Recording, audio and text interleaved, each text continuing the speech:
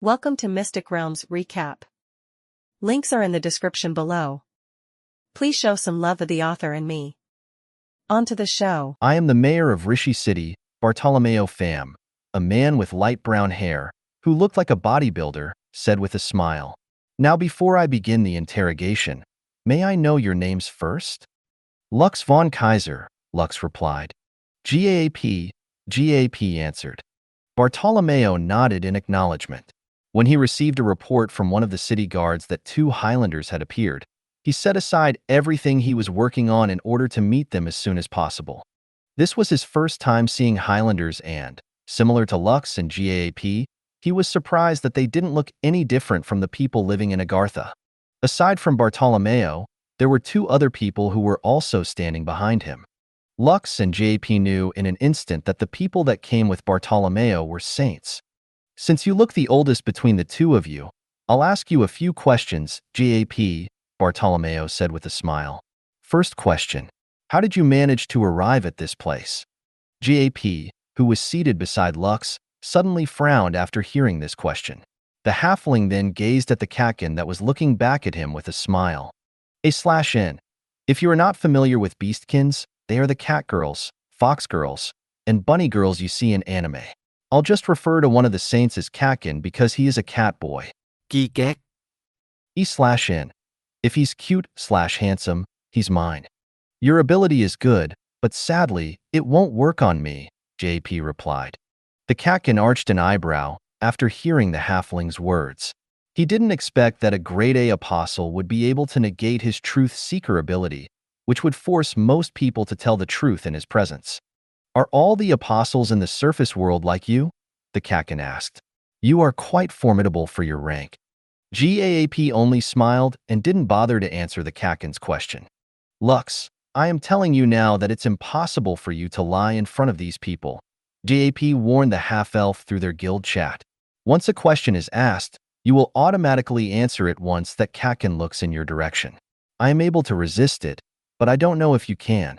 If you think that you are going to spill your inner secrets, focus on something profound that will allow you to answer in half-truths. Understood, Master, Lux replied as he steeled himself for his turn in the interrogation. Bartolomeo smiled before shifting his gaze to Lux. Since the halfling was able to resist the saint's ability, it was useless to ask him another question. I'll ask you the same question, Bartolomeo stated. How did you manage to arrive at this place? We flew here, Lux automatically replied before he could even think of an answer inside his head. The half-elf's eyes widened in shock because he didn't expect that this was what his master meant when the halfling said that he would automatically answer the questions that they asked him. You flew? Bartolomeo smirked. Let me change the question then. How did you manage to arrive in our lands? Key, Lux stuttered as he forcefully tried to seal his lips from answering. Key? What key? The key of Agartha. Bartolomeo frowned after hearing Lux's answer. He then glanced at the Kakin behind him to confirm if the half-elf was telling the truth. He's not lying, the Kakin replied, as if there was no need to confirm whether Lux was lying or not. What is this key that you were talking about? The key of Agartha. Show it to me.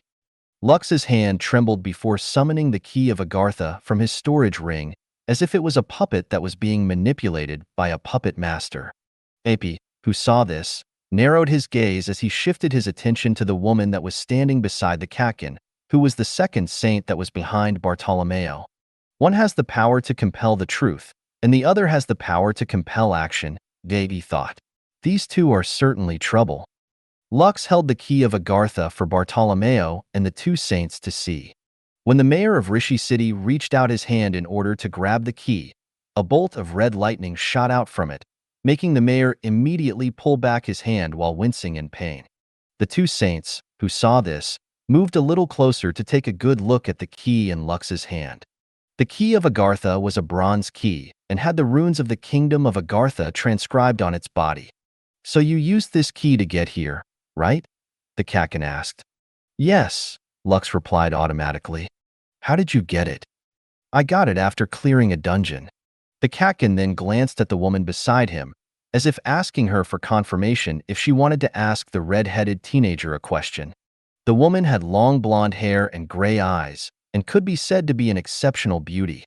However, after being exposed to his grandmaster, Hearswith, Lux's standards of beauty had been after answering Bartolomeo's question.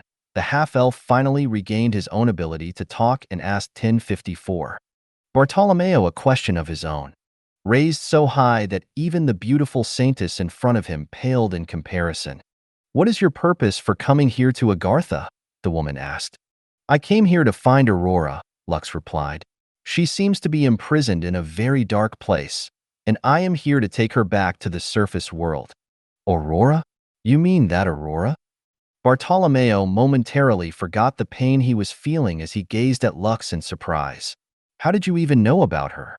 Is she well known in the surface world as well?" "I don't know if it was a dream or an illusion, but I did meet her, so I came here to see her," Lux replied. "Do you know her?" After answering Bartolomeo's question, the half-elf finally regained his own ability to talk and asked Bartolomeo a question of his own. Bartolomeo snorted after Lux asked him a question. "So you are one of those men who were lured in by her beauty and wished to save her like a Prince Charming, eh?" Bartolomeo smirked. "For your own good, it will be best if you return to the surface world and forget about her. Nothing good happens when you associate with the misfortunes beloved.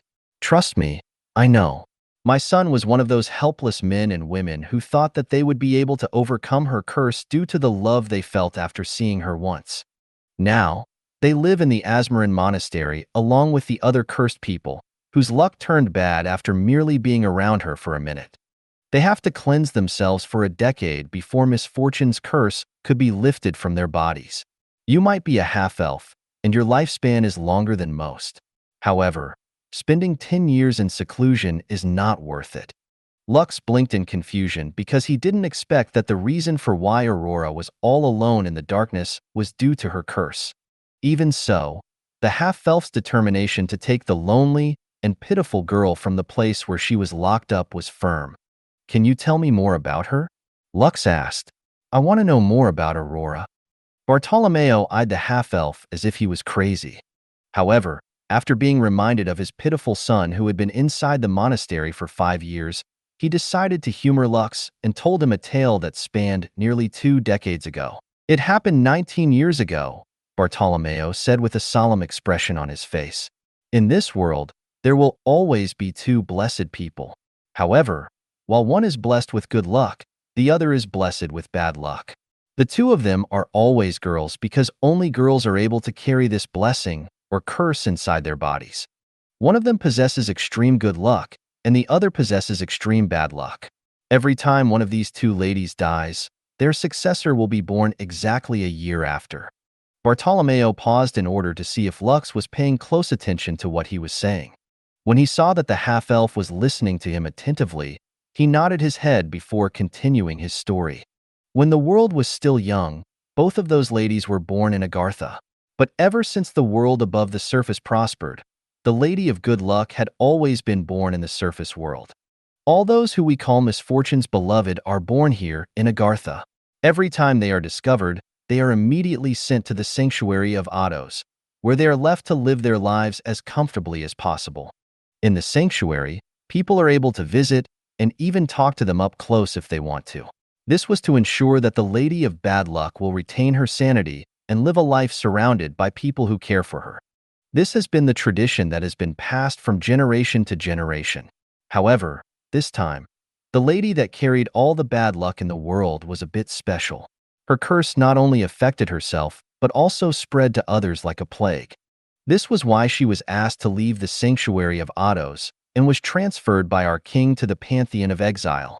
Of course, there were people who believed that they could overcome the curse and went to see her in the Pantheon of Exile. However, the people who went to that place were never seen again." Bartolomeo sighed after finishing his tale. Since the saint had confirmed that Lux was telling the truth, he decided to spare the half-elf and the halfling from being tortured and locked up in prison. Lux, who had deemed that Bartolomeo was done talking, cleared his throat before asking a question. "Where is this Pantheon of Exile located?" Lux asked. Bartolomeo and the 2 saints looked at the red-headed teenager in a weird manner. wondering if Lux failed to understand a word that Bartolomeo had said. "Didn't you hear me earlier?" Bartolomeo asked back. "Those who see her will be affected by her curse and will receive bad luck for the rest of their lives unless they cleanse themselves in the Asmaran monastery for a decade. Also, those that have gone to the Pantheon of Exile were never seen again. Are you sure you still want to see Aurora?" Lux nodded firmly. "Yes, that is why I came here." "You are courting death, Junior," the Catkin commented. "Then again, there are fates that are far worse than death." "A hopeless romantic," the woman smiled. "And a very stupid one at that." Bartolomeo also looked at the half-elf with a disapproving look on his face. However, since he could tell that the boy was serious, he decided to make things difficult for him. "Let's set aside your reasons for coming to Agartha for the time being," Bartolomeo stated. "Now, we will talk about how we will handle the two of you." The tension in the room suddenly changed as the two saints that were behind Bartolomeo smiled. "Any and all Highlanders that are discovered in Agartha are to be immediately taken to the capital city and await His Majesty's ruling," Bartolomeo declared. "This is the law that has been set in stone since the founding of Agartha, and since you're here, the same laws will apply to the two of you. I think you should take a look at. According to our history books, there have been no more than 20 Highlanders that have managed to sneak inside Agartha for the past hundreds of years. 15 of them suffered the same fate and had their memories erased before being deported back to the surface world. The remaining 5 were spared from having their memories erased and were simply put under a powerful contract, preventing them from spreading any information about Agartha in any form. The two of you should pray that our king is in a good mood on the day you see him. Perhaps he will be benevolent and choose the second option to let you keep your memories of this place intact." Lux and JP glanced at each other before nodding their heads at the same time. Since they had no idea where the Pantheon of Exile was, visiting the capital city of Agartha was also an option. They had already met the Dragon King of Karshvar Draconis and the steward of the Crystal Palace. The two were very curious about what kind of supreme the King of Agartha was and wanted to see him at least once in their lifetime. "Okay, please take us to the capital city of Agartha," Lux said. "Since we are already here, I would like to see it once before the king makes his judgment." "Hey, you are handling this pretty well, Junior," the Catkin commented. "Do you have any idea who our current king is?" "No," Lux replied. "His name is Septimius via Agartha III, the Catkin stated. "He is also the father of this generation's misfortunes beloved. Truth be told, I'm very curious about how he will react after knowing that you suddenly appeared in our kingdom because you saw his daughter in a dream or a vision. If you can pull it off, maybe, just maybe, he will allow you to go to the Pantheon of Exile and meet with the lady who has brought despair to countless people, people who once loved and cared for her. Now, all of them hate her with every fiber of their being." Bartolomeo, who was listening quietly to the side, spoke up as he looked at the half-elf, whose stance remained the same. "Boy, I will tell you now. You will regret it if you continue with this nonsense," Bartolomeo stated. "It's not too late to turn back. If you promise to not see Aurora, I will put in a good word to our king so that he will return both of you to the surface world with your memories intact." "Sir Bartolomeo, I don't want to regret the choices that I didn't make," Lux replied. "I thank you for your concern, and although I might look like someone who actively looks for trouble, know that this is not the case. It is just that I won't be able to sleep peacefully at night, knowing that I didn't at least come to see her once." "Ah, youth and all of its foolishness," the saintess chuckled. "Well, it is not up to us to decide what should be done with the two of you. His Majesty will be the one to give the verdict." The saintess then took a step forward with a mischievous smile on her face. "Bartolomeo, I'll be the one to take the two of them to the capital," the saintess declared. "It has been a while since I last saw His Majesty. This might be a good opportunity to go for a visit." Bartolomeo nodded. "I have no objections. Make sure that the two of them will not be able to escape from you or else." The saintess chuckled after hearing the mayor's threat. "Don't worry. If a grade A apostle and a low ranker were able to escape my grasp, I'd run around the city naked." The saintess smiled. She didn't know that within Lux's guild chat, Lux and GAAP were planning how to escape their captors if the king decided to erase their memories and send them back to the surface world. It will take us 2 days to reach the capital city of Shambhala, the Saintess, whose name was Cleo, told Lux and GAAP, who were currently seated inside her carriage. Don't try anything funny, or I'll make the two of you regret it. Lux and JP only nodded their heads and behaved themselves as the carriage, which hovered 4 meters above the ground, journeyed toward the capital city of the Kingdom of Agartha.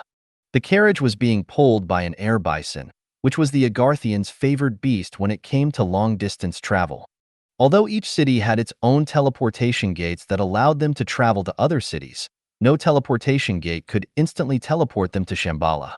Aside from that, the teleportation gates in the capital city were strictly controlled by the royal family, and only those who had their approval would be able to use it. Because of this, Cleo decided to take Lux and JAP to the nearest city to their capital and travel the rest of the way using a carriage. Lady Cleo, can you tell me more about the King of Agartha? Lux asked. What is he like? Our king. Cleo smiled. The only thing I can say about our king is that he's a bit stubborn when it comes to things. Simply put, there has been a notion being passed within the High Council that we should send more agents to the surface world. We do this to remain updated with the events that are happening above ground. If there were to be a worldwide calamity, the Agarthians would make a move to stop it from spreading. GAAP, who found this news interesting, arched an eyebrow and joined the conversation. Originally, I thought that Agarthians did not care about what happens on the surface, GAP commented. But it seems like you have already sent people to infiltrate our society and know more about us. But of course, Cleo stated with pride. As one of Elysium's first children, Agarthians have a role to play to ensure that the world will not be destroyed. But do not misunderstand. We do not care even if all the nations in the world were to declare war and wipe each other from the face of the land. The only time that Agartha will move is when something terrible befalls this world, like the invasion from the void hundreds of years ago. Only something of that magnitude will force us to leave our underground kingdom and rise to the surface. Cleo found Lux and GAAP to be good conversational partners, so she decided to tell them stories about the things that had happened in Agartha many years ago. Since the journey was long, and there was nothing else to do, the three shared stories of their own exploits, making the journey bearable. The Divine Army of Light? Cleo frowned. Those guys have tried to send people here a decade ago with the excuse of cultural exchange. However, our king put his foot down and rejected their request. The Divine Army of Light knew about Agartha as well? Lux was quite surprised by this information. He was simply sharing his story with Cleo on how the Divine Army of Light had tried to capture him because they believed him to be a heretic. Silly boy, don't you know? Cleo smirked. Many people from Agartha have gone to the surface world and established their own kingdoms and empires with our blessings. Because of this, knowledge about our kingdom had spread far and wide. However, while they might know of our existence, they do not know the location of the hidden passages that we use to travel to the surface world and back. The only way for other strong factions or powerful organizations to communicate with us directly is through the kings and emperors of the nations that had been founded by Agarthians. I think you should take a look at. Lux nodded his head in understanding. So, the Agarthians and the Divine Army of Light don't get along? Those guys are religious fanatics, Cleo replied. Agarthians worship the earth goddess, Cybele. We do not care about other gods, especially the god that the Divine Army of Light follows. As for our relationship, they are neither friends nor foes. To this day, they still try to worm their way into the hearts of the Agarthian rulers in the surface world, but they will not succeed. Why? Because these kings and emperors will only follow the will of the Agarthian king. That is the rule established since their kingdoms were built, and it is the law that they will follow until the end of time. Just to be clear, we don't only have human kings and emperors in the surface world. We have beastkins and dwarves as well. The other races like the gnomes and halflings aren't interested in ruling any kingdoms, so they just go with the flow and live their lives to the fullest. GAP smiled after hearing Cleo's words, which were filled with pride. It seems that our knowledge of Agartha was wrong from the beginning, he stated. We thought that it was only a kingdom that existed underground. To think that you have also built kingdoms above ground. This is certainly a fascinating discovery. Might you tell us the names of those kingdoms, so that we may visit them in the future? Cleo giggled. Sorry, but no can do.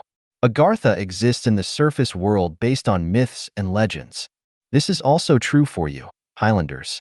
Although the majority of Agarthians knew that Highlanders exist, you will still be viewed as mythical creatures, beings that only exist in storybooks.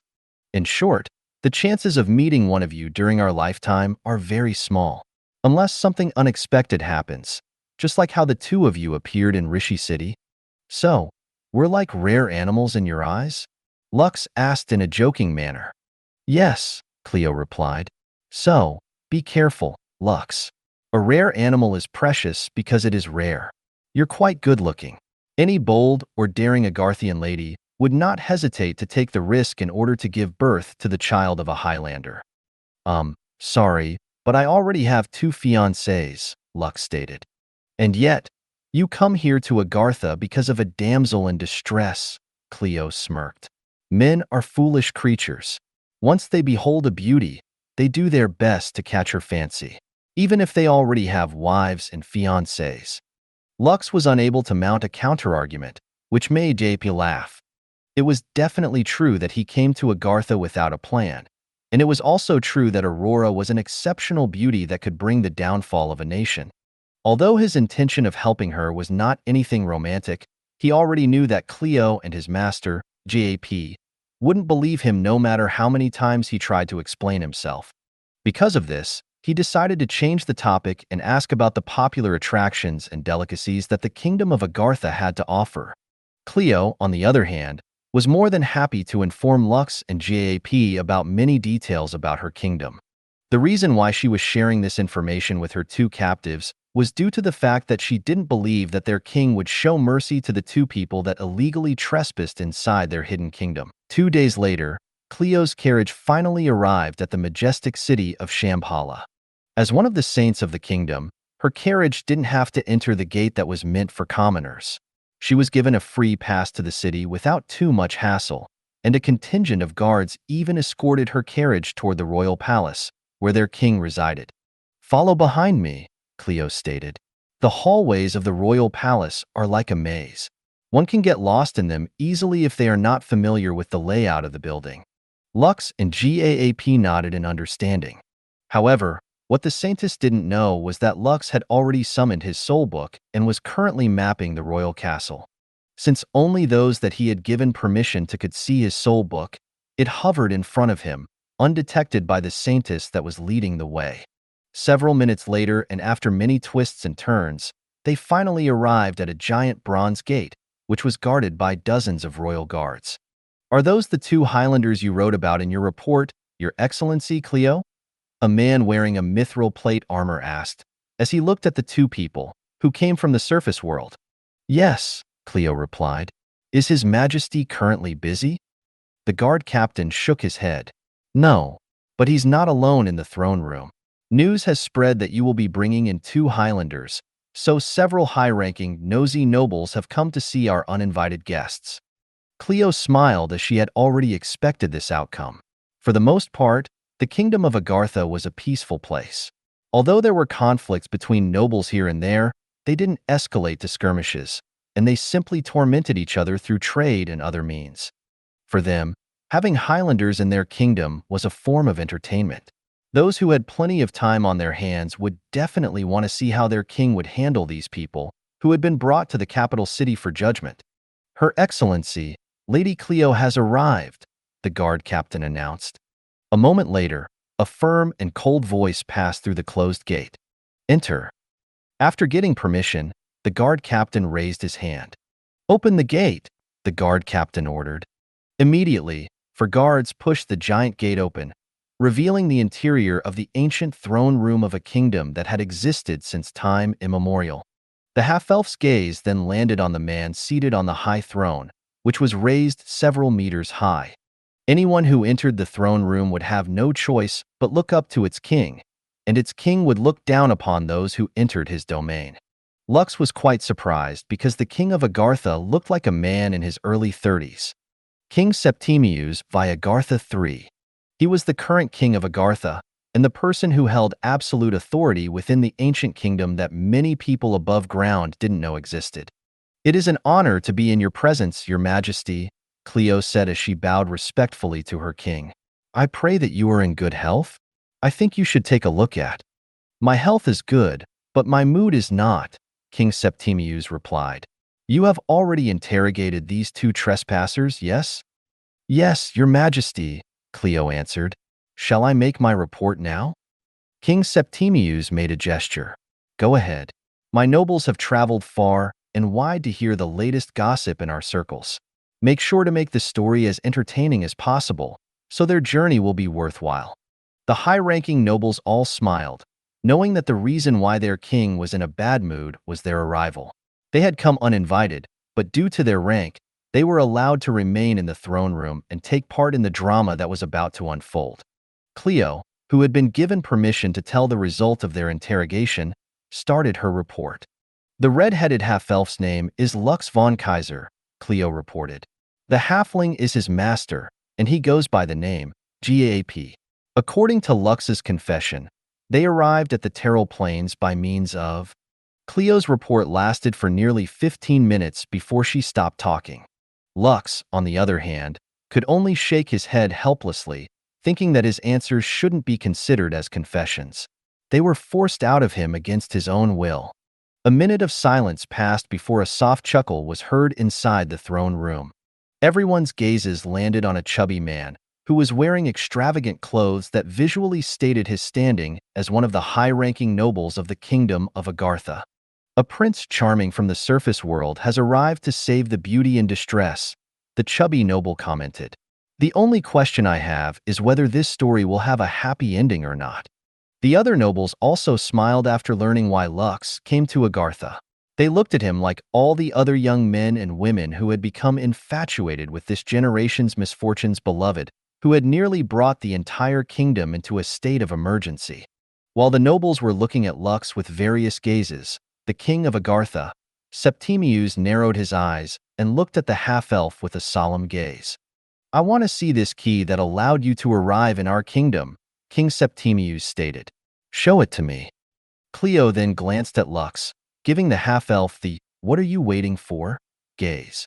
The half-elf knew that there was nothing he could do but obey the king's orders, for any kind of resistance might end badly for him and his master. Lux took out the key of Agartha from his storage ring and showed it to the king, who was looking at him with a serious gaze. King Septimius made a gesture and the key floated towards him. The key stopped a meter away from his face, giving the king a good look at it. However, when King Septimius tried to hold it, a red lightning bolt hit his hand, making him pull it back rather quickly. Cleo and the other high-ranking nobles who saw this were all surprised. None of them missed the brief look of pain that appeared on their king's face, which they had never seen before. Although it only lasted for only a second or two, the fact remained that the strange key was able to hurt a supreme, which was something that very few artifacts in the world could do. "A soul-bound artifact?" King Septimius muttered as he gazed at the key of Agartha that was hovering in front of him. Unable to touch the key, he resorted to using his heightened senses to better understand its properties. He wanted to know just what kind of artifact it was. As the king of Agartha, he could sense that it was an artifact that held great power, and not only that, it also possessed a small piece of the core of Elysium, which greatly surprised him. "You said that you got this as a reward after clearing a dungeon," King Septimius said. "What is the name of that dungeon?" "The Sacred Dungeon," Lux replied. King Septimius' expression stiffened after hearing Lux's reply. "This sacred dungeon you speak about, does it have a restriction that allows only those of the initiate rank and below to enter it?" King Septimius asked. "Also, does it have 5 gates inside of it? Gates of conquest, war, famine, death, and apocalypse." This time, it was Lux's turn to be surprised, and his reaction was enough to confirm King Septimius' assumption, which made the king of Agartha sigh internally. "Even with all the precautions we took, it was still not enough to prevent people like you from entering the domain of the fallen," King Septimius stated. I don't know if I should be angry or amazed at how daring you Highlanders are. Tell me, there are supposed to be Argonaut and Dreadnought-ranked monsters inside the dungeon that would serve as guards attacking those who dare to challenge the domain. Mere initiates should be unable to defeat them. How were you able to even reach the location of the sacred dungeon with so many monsters guarding the place? Lux pondered for a bit before answering King Septimius's question. In the end, after careful consideration, he decided to give a safe answer. I got lucky, Lux replied. The king of Agartha snorted. So that explains it. It seems that our predecessors have greatly underestimated the young men and women of this generation. Tell me, how many gates have been conquered? 4. So, the gate that still remains unconquered is the gate of the apocalypse. The king of Agartha sneered after hearing Lux's reply. Since the foolish people from the surface world wanted to see the secret that they had locked up inside the gate of apocalypse so badly, then so be it. They would experience firsthand that there were some things that must be left untouched no matter what. Fools, King Septimius said. All of you are fools. The king of Agartha then flicked his hand, and the key of Agartha flew back to Lux and landed on the palm of the half-elf's hand. Since the gates had already been opened, he decided to send a few of his agents to determine the status of the last gate of the apocalypse. There's no need to rush, King Septimius thought. I'll order my people to do something about it after I deal with these 2 trespassers. King Septimius looked at the half-elf with an annoyed expression on his face. However, although he was annoyed, he still admired the half-elf for being one of the individuals that managed to do the impossible. It wasn't easy to conquer the 4 gates, which served as the seals to prevent the gate of the apocalypse from opening. Because of this, King Septimius had no choice but to acknowledge the red-headed teenager's strength. So you've come to see my daughter, Aurora, King Septimius stated. And what do you plan to do after you see her? I plan to take her back to the surface world with me, Lux replied. Haha, you plan to bring a walking calamity to the surface world? King Septimius laughed out loud after hearing Lux's reply. Good one, half-elf. For a minute, I was even tempted to give you my approval just to see the surface world fall into ruin. Do you know about my daughter's background? Lux nodded. Misfortune's beloved. I think you should take a look at. King Septimius sneered. Right. Someone who had the power to give bad luck to the people around her. And yet, you wish to bring that girl to the surface world. You sure have guts, boy. The other high-ranking nobles and ministers of the king of Agartha laughed as well. Just like their king, they wanted to see the chaos that would transpire once Aurora set foot in the realm above the ground.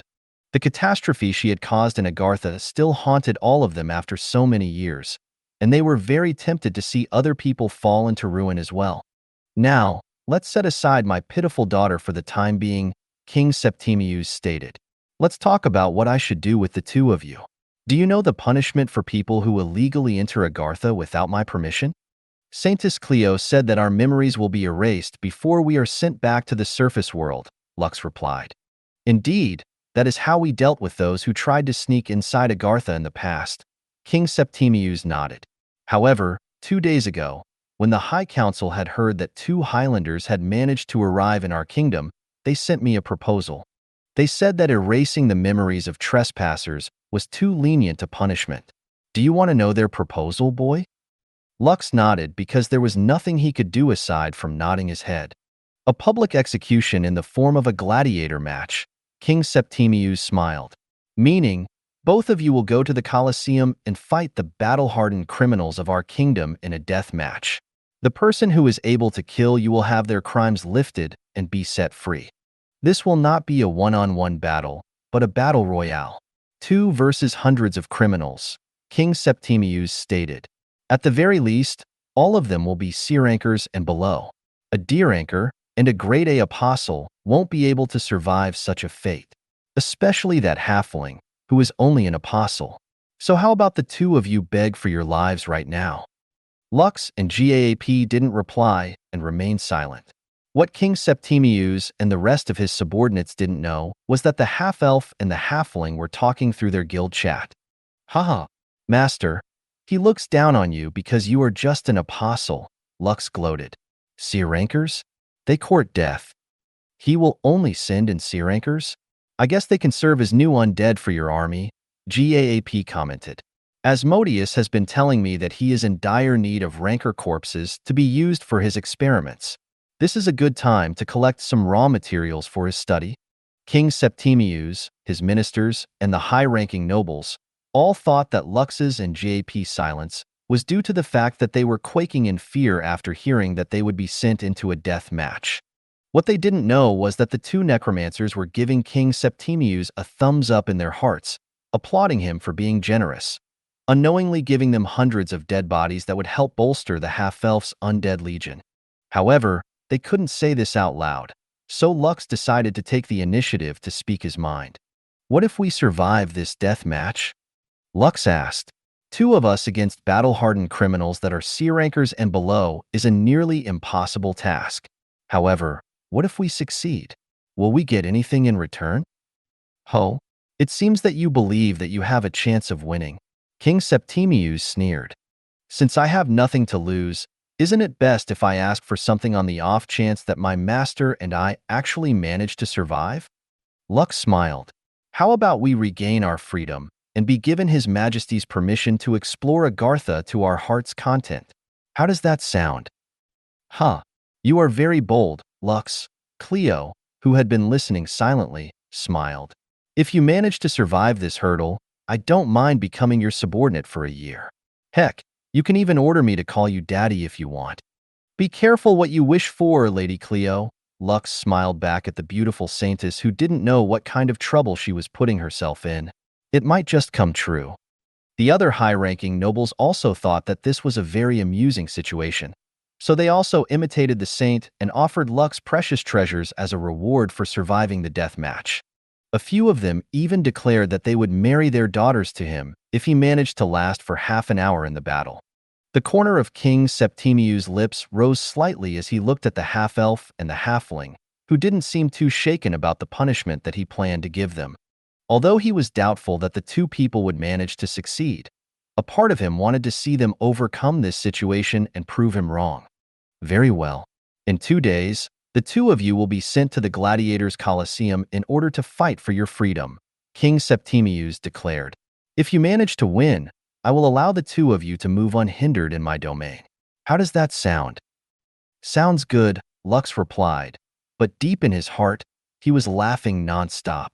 If they were going to only fight C rankers, his master, JP, was more than enough to annihilate hundreds of them with a single slap of Antero's gigantic hand. Have you heard?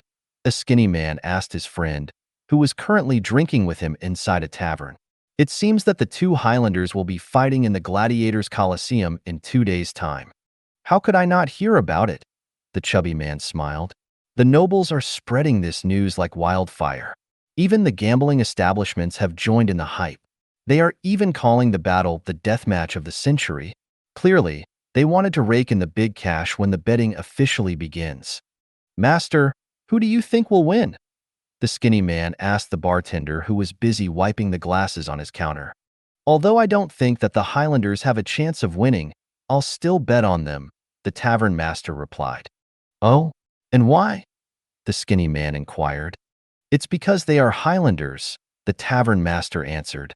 They might have legendary or even divine items that can help them reverse this situation. Master, you know that you are going to lose money if you bet on them, right?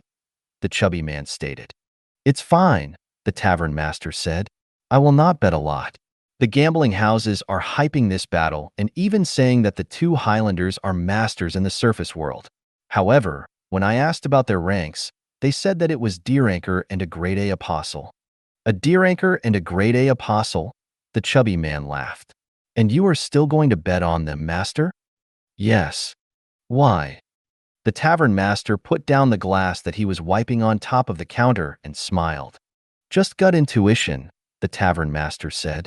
I have a feeling that we will be watching the most entertaining match since the establishment of the Gladiator Colosseum. The skinny man and the chubby man glanced at each other before laughing out loud. Since the tavern master wanted to waste his money, they would no longer pester him to change his mind.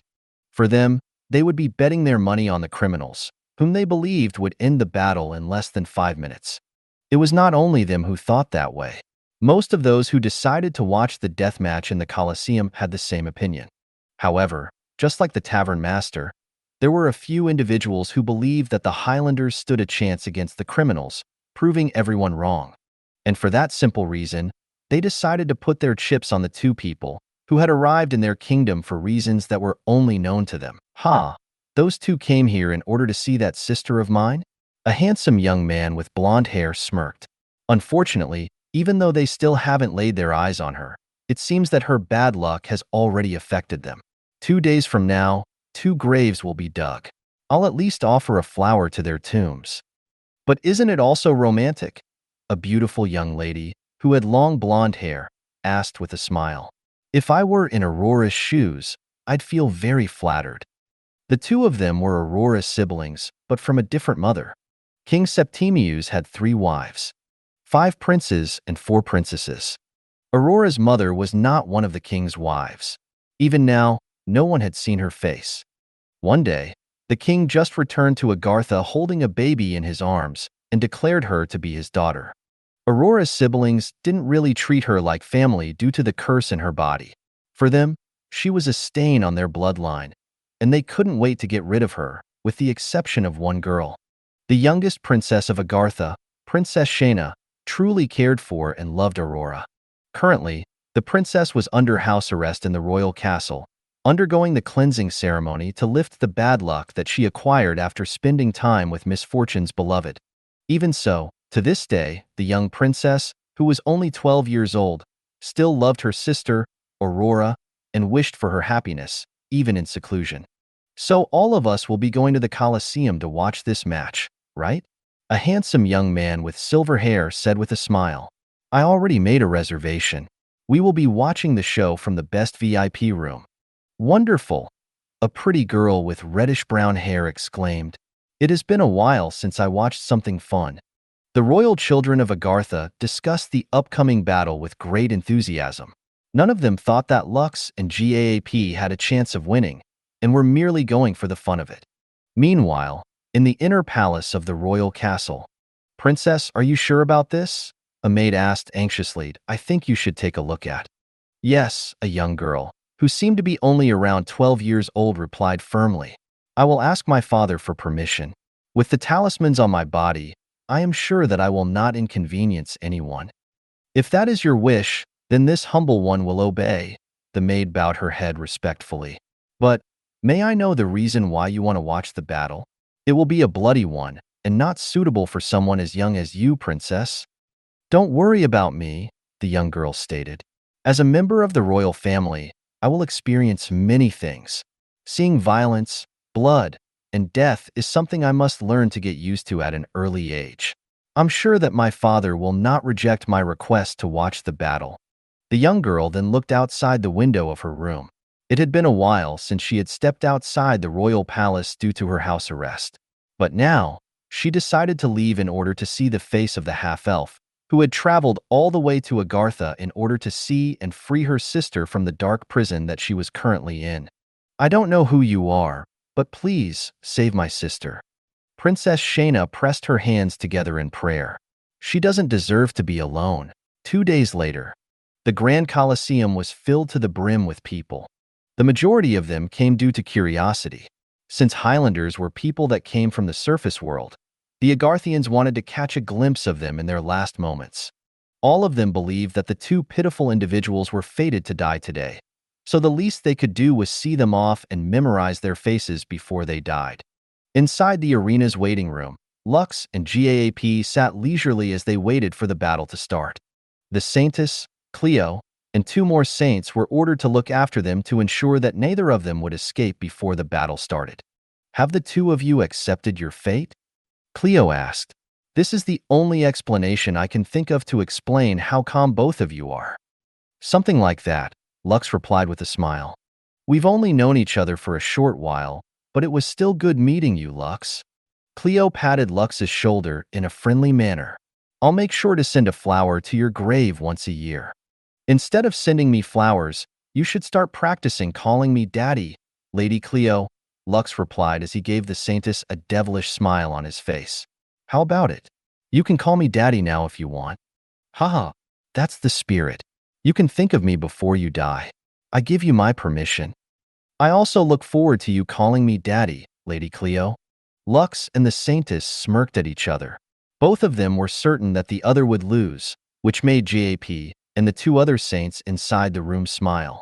Suddenly, a knock was heard on the door, and a guard came in. It's time, the guard said. Please escort the two of them to the arena. Cleo and the two saints nodded. Have you finished your prayer, Lux? Cleo asked. If not, you can do it now before the match starts. Lux didn't reply and simply smiled as he followed behind the guard, who was escorting him and his master to the arena. A few minutes later, they came out of the hallway. As soon as their silhouettes became visible, they were greeted by loud applause and cheer from the people in the stands. The Agarthians had been waiting for this moment in order to gaze upon the two Highlanders, who were going to experience a deadly welcome from the most notorious criminals that had roamed the kingdom of Agartha. Master, are you ready? Lux asked. Of course, JP replied. How about you, Eiko? Lux asked the baby slime that was perched on top of his head. Are you ready? Boom, boom, boom. Eiko replied. The baby slime was already holding two blast bombs, with a very sweet smile plastered on her face. Perhaps, among the three of them, Eiko was the most excited of all for this battle royale. She had been cooped up for so long, and because of this, she wanted to make things go boom and laugh as she set the entire arena on fire. The Gladiator Coliseum of Agartha was very spacious. According to Lux's estimate, the Coliseum was the size of 4 football stadiums combined. Clearly, the battles that were being waged here weren't so simple, allowing the gladiators to fight to their heart's content. Lux looked up at the clear blue sky above his head and smiled. It seems that today's weather is nice as well, Master, Lux said with a smile. Indeed, JP replied. A good day to have a death match with criminals. The half-elf and the halfling stared at their opponents, who were standing at the far end of the Colosseum. Both of them had been informed that the number of criminals that they would be facing today was 300. 300 rankers versus a D-ranker, an apostle, and a baby slime. For most people, the result of this match was already set in stone. However, Lux's and GAAP's titles as Highlanders made this seemingly one-sided battle a very interesting one. The Colosseum was filled to the brim with people, and there were even people outside that were unable to get in due to the fact that all the tickets had been sold out. Fortunately, they could still watch the battle in real time through the projections that were installed outside of the arena. Cleo, who had spent a few days with Lux and GAAP, sat in the VIP room, right beside the king's personal room. Truth be told, she was feeling sorry for the two. However, since the new law regarding dealing with trespassers had already been passed by the High Council and approved by the monarch, there was nothing she could do about it.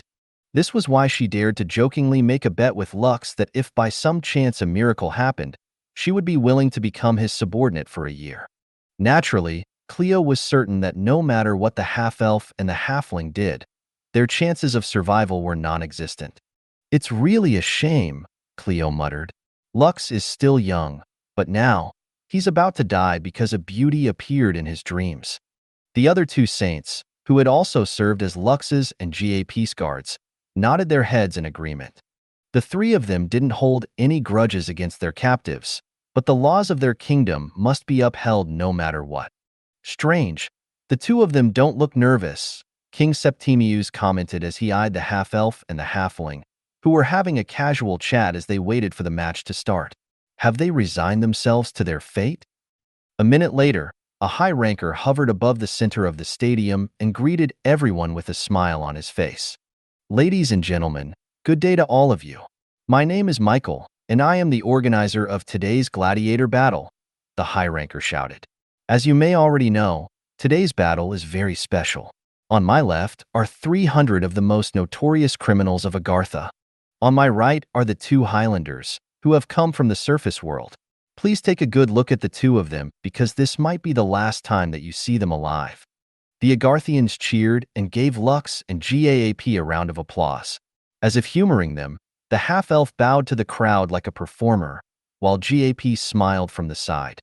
Eiko, who was on top of Lux's head, stared at the announcer while holding the 2 blast bombs in her hands. She was very tempted to throw them at Michael because the latter was delaying the battle. Lux had told the baby slime to be patient and wait a little longer, promising that he would allow her to go all out later. Because of this, Eiko behaved and waited for the signal to start the battle. Michael, who had gotten the crowd's attention, was hyping things up as per the agreement he had with the gambling houses. He was promised a cut from the profit they would gain after Lux and GAAP died under the criminals' hands. Just like everyone else, only a few dozen bet on the Highlanders, who simply had no chance of winning in this battle royale. After 5 minutes of introductions, Michael finally raised his hand. "Are both sides ready?" Michael asked. "Ready." Boom. "Are you ready to rumble?" Michael shouted. Yes. Boom boom. Michael then rose high up in the air and slashed his hand downwards. Let the battle begin. As soon as Michael gave the signal to fight, the criminals unleashed a barrage of spells and long-distance attacks against the 2 Highlanders. Clearly, they were racing to be the first ones to kill either of them, so they didn't even bother closing the distance, directly firing attacks from the other side of the arena. Due to how intense the attacks were, the location where their spells landed created powerful explosions, creating a dust cloud that obscured everyone's vision. All that hype, and it ended in less than a minute. The handsome blonde prince of Agartha sneered. "Well, what did you expect?" his princess sister replied. The result of this match was decided before it even started. The other princes and princesses of Agartha also commented about how lackluster the match was. However, in the VIP room right next to them, the youngest of them all, Princess Shayna, stared at the dust cloud with a determined look on her face. She was probably the only one amongst the members of the royal family who wanted Lux and GAP to survive this unfair battle, which had been agreed upon by her father and the High Council of Agartha. "I think you should take a look at." Her small hands were clenched tightly into fists as she uttered a silent prayer in her heart, wishing for a miracle to happen. The bombardment lasted for a full minute before the criminals stopped attacking. They deemed that their attacks were already more than enough to turn their opponents' bodies into ashes, leaving nothing behind. King Septimius then waved his hand in order to blow the dust cloud away, allowing everyone to see the outcome of the bombardment. When the smoke screen was lifted, they found a giant palm, standing straight and tall like a wall. The corner of King Septimius' lips twitched when his gaze landed on the half-elf and the halfling, who were laying on top of beach benches and drinking some type of tropical fruit juice in their hands. Is it already over?" Lux asked after the dust cloud surrounding him disappeared. "It is," AP replied as he unsummoned Antero's palm that blocked the attacks that came from the other side of the arena. Antero was the indestructible golem of destruction. Even an attack from thousands of rankers wouldn't be enough to break past its defenses, let alone 300. "Well then, it's now our turn, right?" Lux smirked. "Let's go, EI. Where is Eiko?" The baby slime that was originally perched on top of Lux's head had already left before he could even tell her that she could fight to her heart's content now. "Fight!" An adorable voice filled with fighting intent spread in the arena, making everyone look up in the air. There, a little girl with long blue hair, wearing a princess dress, was smiling fearlessly. 2 butterfly wings flapped behind her back, making the ladies, who were watching the battle, look at the cute fairy princess with starry eyes. "Aya!" Eiko shouted, and immediately, 5 identical clones appeared around her. Eiko and her 5 clones all raised their hands at the same time. A moment later, 5 Argonaut-ranked world boss slimes appeared in the arena, answering their call. 3 of these slimes were diabolical acid slimes, while the 2 other slimes were called infernal slimes. As soon as they were summoned, the 3 diabolical acid slimes unleashed an acid spray in the direction of the prisoners, while the 2 infernal slimes began to spit fireballs toward their opponents. Eiko wasn't being idle either and threw bombs left and right with a fearless grin on her face. The acid spray, the fireballs, and Eiko's blast bombs combined together formed an infernal molten acid lava that released a concentrated acid steam that was potent enough to burn the eyes of anyone exposed to it. The criminals were completely caught by surprise by this sudden counterattack and some of them shouted in pain as they were exposed to the large-scale attack from the Argonaut-ranked world bosses that appeared out of nowhere. "Block their attacks," a criminal with gray hair and eyes shouted. "Those who can use earth magic, create earth walls. Those who have water and wind magic, create a storm to blow their attacks back at them." The gray-haired criminal was the most notorious among the gladiators that were in the arena. His name was Leonidas, and he was the undefeated gladiator in the C-ranker category and below. His comrades didn't know that regardless of if he killed Lux or GAAP in this deathmatch or not, all of his crimes would be lifted and he would gain freedom. The only condition was that Lux and GAAP were defeated, so he was more than happy to take up command and allow his fellow gladiators to get the kill. All the gladiators in the Colosseum were battle-hardened, so after the initial surprise, all of them rallied together in order to push back Aiko's attack. In just a span of a minute, the combined attack of the world bosses had been neutralized. However, over 20 of them who had failed to react right away suffered from second-degree burns. Even so, they gritted their teeth and endured the pain. Wow! Aiko clapped her hands as if she was very impressed that her attack was dealt with right away. This proved how strong her enemies were. "Stand back!" Leonidas shouted as he pressed both of his palms on the ground. "Come out!" Manticore. A 5-meter-tall manticore with the head of a lion, the wings of a bat, and the tail of a scorpion roared. This was one of Leonidas' strongest trump cards. The manticore was at the peak of the Argonaut rank, making it a pseudo-dreadnought-ranked world boss. Although the slimes were powerful, the manticore was known for being an evil creature whose ferocity knew no bounds. "Big Kitty." Aiko's eyes widened after the manticore roared in her direction. Suddenly, a smirk appeared on Aiko's face as if she had thought of a good idea. "Summon." Aiko and her 5 clones all shouted in unison. A second later, 6 manticores, who were a bit weaker and a meter shorter than the one that Leonidas had summoned, appeared in the arena. Unlike the manticore that Leonidas had summoned, which was a pseudo-dreadnought-ranked world boss monster, the manticores that Aiko summoned were all Argonaut-ranked alpha monsters. Even so, these 6 manticores all roared towards Leonidas Manticore at the same time, making the fearsome beast subconsciously take a step back. "Meow." Leonidas Manticore tried to roar in order to bolster its courage, but instead of a roar, only a meowing sound escaped its mouth. This made the corner of Leonidas' lips twitch upon seeing his merciless beast, who feared no one, act intimidated by the 6 manticores that now stood in front of it. "I got to say, Aiko's mimicry ability is simply a cheat," GAAP said through their guild chat. "Copying the skills of any creature in her surroundings makes it a very versatile ability." "You're right, Master," Lux replied. "Even I feel that Aiko's ability is simply rule-breaking." The half-elf and the halfling couldn't help but sigh in their hearts as the fairy princess showed her enemies what she was capable of. What the two didn't know was that King Septimius's face had turned solemn the moment Aiko mimicked her opponent's ability. Within the kingdom of Agartha, there was a calamity-ranked monster who had the same ability. It was none other than the wicked Queen Slime, whose territory had been declared off-limits due to how dangerous it was. One of its signature skills was mimicry, allowing it to copy whatever skills its target possessed.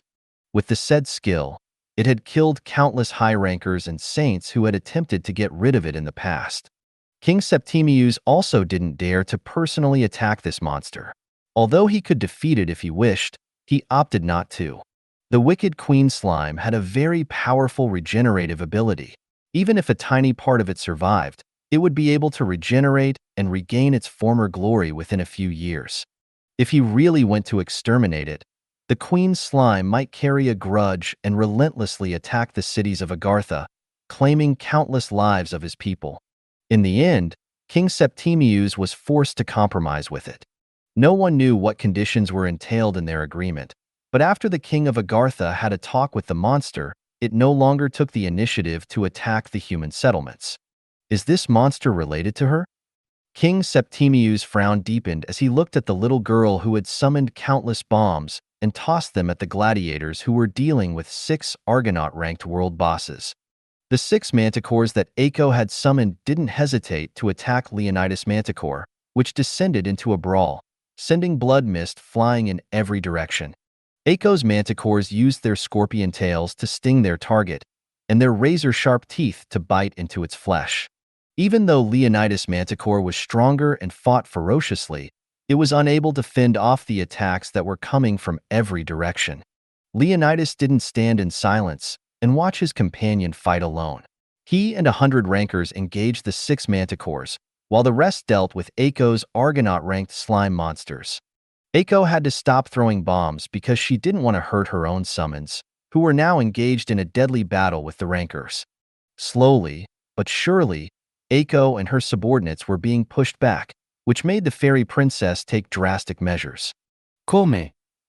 Aiko ordered, calling out to her terrorist squad and slime brigade. However, it didn't end there. Hundreds of Doom Knight gangbangers and Jade Golems appeared on the battlefield as Aiko copied her papa's skills, increasing the number of her forces. Doomsday gargoyles flew in the sky, spreading poisonous smog on the criminals in the arena. Revenant liches cast necrotic curses and spells at their mistress enemies, making the criminals curse out loud. It had now truly become a battle royale, and in the center of this chaotic battlefield, Aiko and her clones were unleashing spells left and right in order to help her forces get the upper hand once again. While this was happening, the spectators who were watching the battle couldn't believe what they were seeing. Is that really a slime? The handsome blonde prince of Agartha looked at Aiko in disbelief. Or is it a creature that is only pretending to be one? Whatever it is quite powerful, a princess commented. I want her. I wonder if father will give her to me if I ask. No, I want her, another princess exclaimed. She will be mine. The princesses then started to bicker with each other. All of them were awed by Aiko's outstanding might and wished to become her new master. A few of them even left the room in order to talk to their father and ask him to spare Aiko after Lux had died. They knew that the baby slime was the beast companion of the half-elf and would remain his beast companion for as long as he was alive. They were hoping to become Aiko's new master once she had lost her master, and the only way for that to happen was for their father to capture her and give her to them so they could form a contract with her. Lux, who was seated leisurely on his beach bench, glanced in the direction of the princesses and sneered.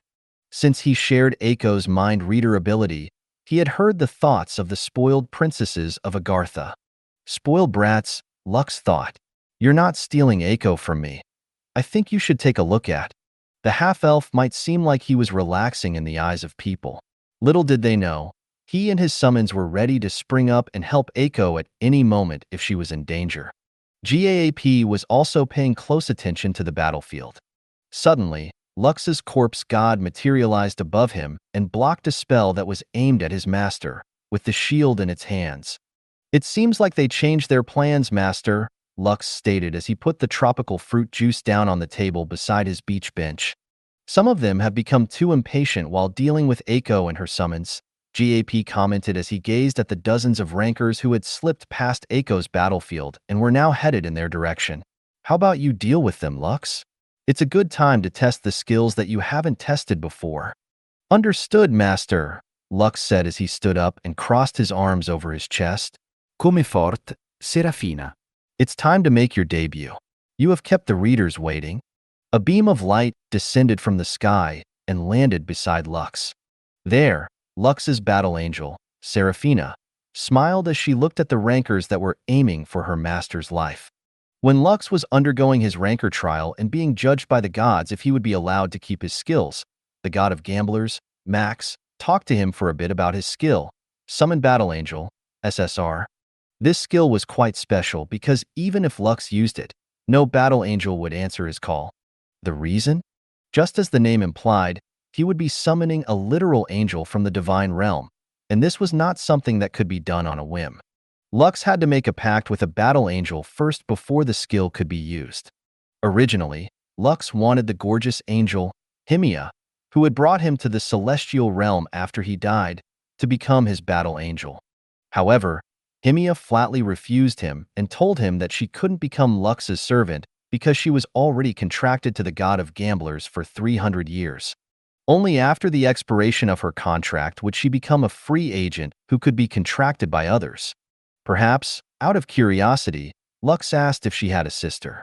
To his surprise, Himia answered with a yes, and she introduced the half-elf to her sister, Seraphina. Seraphina was just as gorgeous as her sister, and the only difference was that she looked like a teenage version of Himia.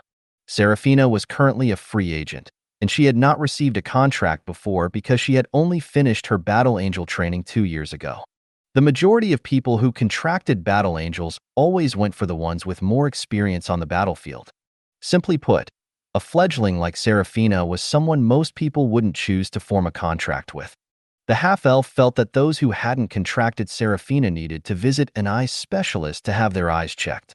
How could a beautiful angel like her not have a master after graduating from the Battle Angel Academy?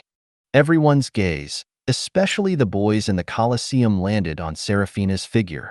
Even the princes of Agartha were mesmerized by her beauty, and they simply couldn't take their eyes off her. "I'm going, master," Seraphina said as she summoned 2 divine swords in each hand. "Go ahead," Lux replied. "Get used to fighting mortals for the time being. You will be fighting more of them in the future." Seraphina nodded and opened her angelic wings, which were like tendrils of light. This scene reminded Lux of Aina's angel form when he fought against her during her breakthrough. Seraphina then flew towards the rankers that were aiming for her master's life with a determined look on her face. This was her first contract, and she definitely didn't want to leave a bad mark on her record for the sake of her future employment. Seraphina's rank would always be a rank higher than Lux, so she was currently a C ranker. However, even if the majority of her powers were sealed, she was still a battle angel. An angel who was born to fight on the battlefield and smite the foes who dared to challenge her master. "I think I'm in love," the Prince of Agartha, Prince Kirin, said as he looked at Seraphina. He was the 3rd Prince of Agartha and was closest to Lux's age. However, he was not the only one who had become infatuated with the angelic beauty that Lux had summoned. The other princes of Agartha felt the same, and they all eyed the beauty on the battlefield with great interest. Seraphina, who was not aware that she had captured the hearts of mortals around her, swung her blades left and right, successfully fending off the rankers whom she had intercepted. One of her tendril-like wings caught the foot of one of the rankers and raised him high up in the air before slamming him against the ground. A moment later, she threw the criminal onto where the manticores were duking it out with each other. As to what fate fell upon that man, she didn't care. There were still over a dozen rankers who were doing their best to reach her master, so she had no time to spare to look at someone who'd probably be maimed to death. Out of 15, 8 got past her, GAAP commented. "Your battle angel is good, but she is fighting opponents of the same rank as her. This is an expected result." Lux nodded and eyed the 8 rankers that were looking at him and GAP with bloodshot eyes. If his master summoned his named creatures, these 8 rankers would be easily subdued in no time. However, since GAAP had asked him to handle them himself, Lux decided that it was time to show off his abilities as well. Just like Eiko, the first thing that Lux did was summon his doppelgangers. After this skill was upgraded into the SSR rank, it had become stronger than ever before. Bone Storm. The 5 clones said at the same time, and 5 tornadoes composed of pieces of jagged bones rose from the ground. These bones were as sharp as razors and could instantly rend pieces of flesh unless it was protected by strong armor. These 5 tornadoes zigzagged across the battlefield, forcing the 8 rankers to evade them with everything they had. While his opponents were busy evading the tornadoes that were blocking their path, the half-elf smirked and used his skill, Death Ward, Epic. A crimson flower bloomed at the center of the 5 tornadoes, and it unleashed a barrage of necrotic energy balls on the rankers, acting like a magical turret. The rankers were already having a hard time dealing with the bone storms, and now they had to evade the bombardment that was flying in their direction. Due to how sudden the attack was, the rankers were hit by the Death Ward's necrotic energy balls. This pushed 2 of them within the suction area of the tornado, making them scream in fear and pain. A moment later, a taint of red could be seen in one of the tornadoes that had pulled one of the rankers within its deadly embrace. One of the rankers who specialized in the earth element was able to coat himself in a protective dome of earth, rendering the bone tornado's attack ineffective. "I got you now." One of the rankers used a speed acceleration ability, allowing him to get close to Lux. Without another word, he slashed at the half-elf with an evil grin on his face, for he was sure that after doing so, he would regain his freedom. However, the moment his blade touched the half-elf's body, Lux turned into a blood mist, completely negating the attack. A few seconds later, he appeared behind the ranker that slashed him and pointed his finger directly at his enemy's back. "Finger of death," Lux shouted. A red lightning bolt shot out of the half-elf's finger, hitting the enemy at point-blank range. Although this skill couldn't instantly kill a human and only worked on monsters, it was still bound to give them enough pain that would make them wish that they had died instead. A blood-curdling scream escaped the ranker's lips as his body crashed towards the ground, creating a 6-meter-wide crater. Of course, the ranker wasn't dead but only suffering from great pain, which was enough to immobilize him for half a minute. "I think you should take a look at Finger of Death." Lux's other clones also used this ability and hit 3 out of the 5 remaining targets. The 2 other rankers eyed each other before dashing toward the half-elf. One came from his left, and the other from the right. Although there were other clones on the battlefield, they had already locked down the original's position. They had no intention of fighting clones because, by common sense, they knew that as long as they killed Lux, his replicas would disappear as well. One of the rankers threw a dagger at Lux, forcing the half-elf dodge to the side. However, that attack was merely a diversion, and his real intention was to use the dagger to close the distance in order to deliver his killing blow. When the dagger flew past the half-elf, the ranker swapped locations with it, making him appear directly behind his target. He then transformed his arm into a blade and swung it at Lux's neck, with the intention of chopping it off completely. Just like he did earlier, Lux transformed into a blood mist, completely negating the attack. However, his opponent had already predicted this and followed up with a roundhouse kick in midair. He had timed the kick properly to ensure that his attack would definitely hit his target. Just like his arm, he had transformed his leg into a sharp blade, which cut the half-elf's body cleanly in half. However, instead of seeing blood spray in every direction, the half-elf he killed turned into particles of light. "That was close," he muttered as he watched the battle from the ground. Good thing he managed to swap with his clone on time. These criminals do have a few tricks in their sleeves. All of the criminals that had been chosen to participate in the battle had killed countless people. It would not be an exaggeration to say that they were perhaps Agartha's most seasoned fighters. When Eiko launched her counterattack, some of them suffered injuries, but most of them reacted in time. Even though most of them were injured, they didn't let their injury affect their performance and fought back against Eiko and her summoned army. They weren't second-rate rankers. All of them were experienced, cold-blooded killers. They will be a good addition to Master's fighting force, Asmodeus, who had appeared beside JP, commented. "We just have to kill them in order to make that happen." "Can you?" GAAP asked back with amusement. "Do you even need to ask?" Asmodeus chuckled. "Master hadn't given us any orders yet. Maybe he wants to try out all the skills he gained during his breakthrough, as well as the skills he hasn't used in the past. This is a perfect opportunity to test them against opponents that are stronger than him. I'm sure that he is thinking along those lines." As his lord's equal, Asmodeus could tell what Lux was thinking most of the time. Because of this, none of his named creatures had moved in order to help their master, who hadn't fought personally in a long while. Usually, Lux would just let his undead minions and Covenant members do the killing for him. But now he was a ranker.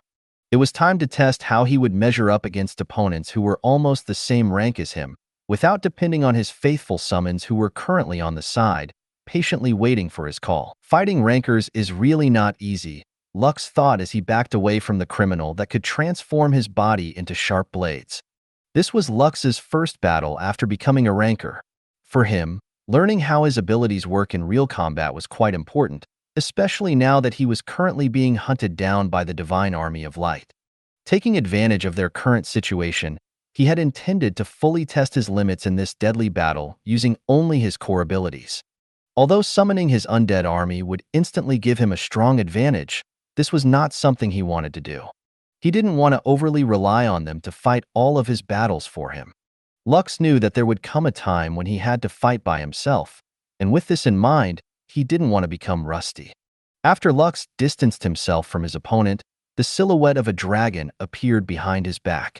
From a distance, no one could tell what kind of dragon it was. They could only see the outline of its body and its golden eyes that contained great power. GAAP thought that his disciple was using his ability, Peerless Dragon Strike. However, this attack was different, and it contained a power that Lux would unleash for the first time on the battlefield. Dragon God's Wrath. Lux roared. His booming voice reverberated across the arena, and a powerful spiritual attack descended upon all of his foes, making them feel as if a great pressure was stepping down upon their heads.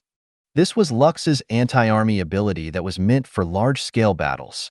The Dragon King's Wrath was an attack that could target at least a single individual up to everyone within a 1,000-meter range around him.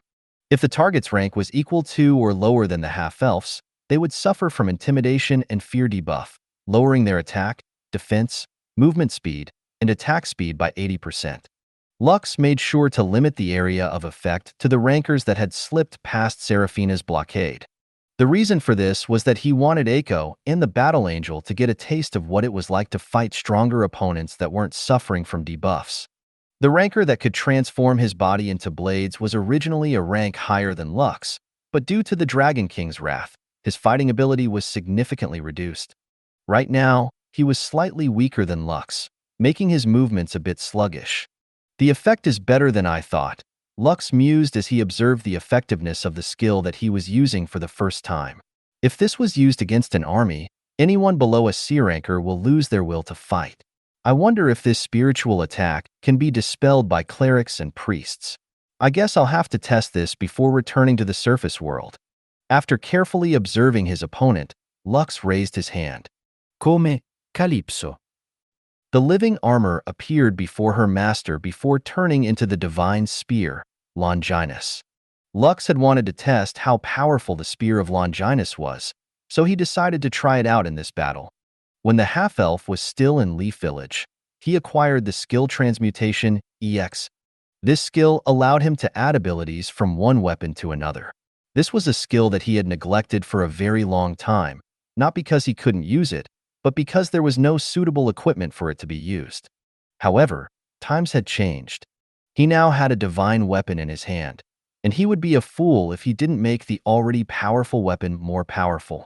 Currently, the Spear of Longinus was at its basic state, meaning it still hadn't received any transmutation abilities whatsoever. The half-elf wanted to know its base power before making it truly overpowered, so he could make comparisons in the future. I think you should take a look at. Pierce through the void. Lux shouted as he pulled back his arm, aiming the tip of his spear at the ranker that could transform his body into a blade. Spear of Longinus. The moment Lux threw the spear toward his target, a whistling sound spread in the Colosseum. Knowing that this was a matter of life and death, the ranker transformed his entire body into a golden sword. This sword then flew towards the spear that was headed in its direction and met it head-on. A crisp, cracking sound reached Lux's ears as the golden sword and the golden spear collided with each other. The golden sword held firm for a few seconds before its blade shattered into countless pieces. A spray of blood mist then appeared in its place as the body of the ranker fell from the sky. Perhaps, waiting for that moment, a black coffin appeared out of nowhere and sucked the lifeless body inside it. It then disappeared without a trace before appearing on the opposite side of the battlefield. The corner of Lux's lips twitched when he saw Blackfire smack one of the rankers that were laying on the ground on the head before swallowing him up. It then reappeared not far from Eiko and swatted another ranker like a baseball bat, sending them in the blue-haired girl's direction. The fairy princess smirked before kicking the ranker with an attack imbued by the divine abyssal touch she copied from Lux, and sent the helpless ranker flying back to Blackfire's direction. To Lux's surprise, Blackfire swatted the ranker back to Eiko, and the fairy princess kicked the ranker back to it. This repeated a dozen more times before Blackfire's lid opened and gobbled up the pitiful ranker who was treated like a soccer ball. Lux had a fair idea of what Blackfire was doing. It could only absorb dead or nearly dead creatures inside of it. Since the rancor was still very much alive, it decided to beat it up until it was half dead before swallowing it whole. I didn't know Blackfire could do that, Lux muttered as he scratched his head. Calypso, are all divine equipment like this? The golden spear then transformed back into a living armor and nodded her head. Yes, master, Calypso replied. All divine equipment is sentient and can act autonomously if they wish for it. I see. Lux nodded. Thanks for the confirmation. You're welcome, master, Calypso replied before turning back into a golden spear to float beside Lux. The half-elf once again held the divine weapon in his hands and looked for his next target. His experiment ended too soon, and he wasn't able to gauge Calypso's true power because his opponent was already weakened when he attacked. After scanning the battlefield, Lux's gaze landed on Leonidas, whom he believed to be the strongest among the gladiators in the Colosseum. We found our target, Lux said softly. Let's see how strong you really are, Calypso. The golden spear in the red-headed teenager's hand hummed as if asking her master to use her to the fullest. Lux no longer tarried and headed to where Leonidas was currently fighting. Although he felt sorry for stealing one of Aiko's opponents, there was no one else he deemed worth fighting among the gladiators, whose numbers were slowly dwindling with each passing minute. Thank you for watching Mystic Realms Recap. Please like, share, and subscribe. Have a great day.